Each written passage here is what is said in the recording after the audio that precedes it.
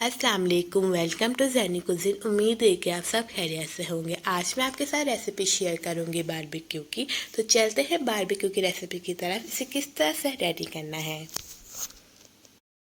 सबसे पहले एक बॉल के अंदर बीफ को निकाल लेंगे। यहाँ पे मैंने 2 किलो बीफ लिया है और इसके अंदर मैं 1 टेबलस्पून कचरी पाउडर को ऐड करूँगी। कचरी पाउडर अगर नहीं है तो आप पपीते का पेस्ट भी ऐड कर सकते हैं।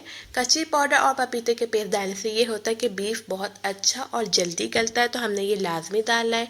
उसके बाद हमने 2 से 3 चम्मच जिंजर गार्लिक पेस्ट के डालने हैं लाजमी, और पहले इसे डाल के अच्छे से मिक्स करेंगे।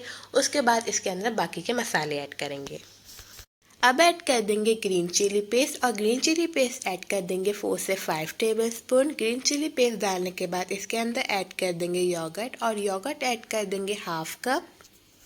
अब ऐड कर देंगे बिहारी मसाला, और बिहारी मसाला ऐड कर देंगे 1 कप, और बिहारी मसाला डालने के बाद इसे अच्छे से मिक्स करेंगे।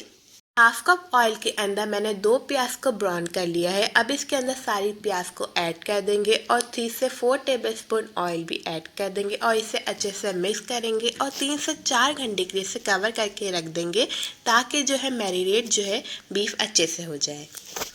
मैक्सिमम 5 घंटे के लिए हमने इसे मैरिनेट होने के लिए रखा। अगर हम इसे ओवरनाइट या हम पूरे एक दिन के लिए रखते तो उससे ये होता, हम वो लाजमी फ्रीज़र में रखते, उससे सारा मसाला जो है बीफ से निकल जाता है। इसलिए मैंने इसे 4 से 5 घंटे पहले रखा ताकि इसका मसाला लगे रहे, और इसे फ्रिज के अंदर रखा ताकि बर्फ़ की वजह से सारा मसाला पिघले नहीं। इसलिए हमें 4 से 5 घंटे पहले अगर हम मसाला लगा लेंगे तो बीफ अच्छे से गल जाएगा।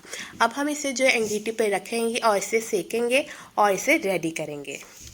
बहुत ही ज़बरदस्त सा बारबेक्यू रेडी हो गया है। आप किस तरह से बनाते हैं मुझे कमेंट करके ज़रूर बताएंगा। उम्मीद करती हूँ आपको ये रेसिपी अच्छी लगी। अगर आपको मेरी रेसिपीज अच्छी लग रही है तो मेरे चैनल कर दें सब्सक्राइब, ज़्यादा से ज़्यादा लाइक करें एंड शेयर करें। मिलती हूँ आपके साथ नई रेसिपी के साथ। जब तक के लिए अल्लाह हाफिज़।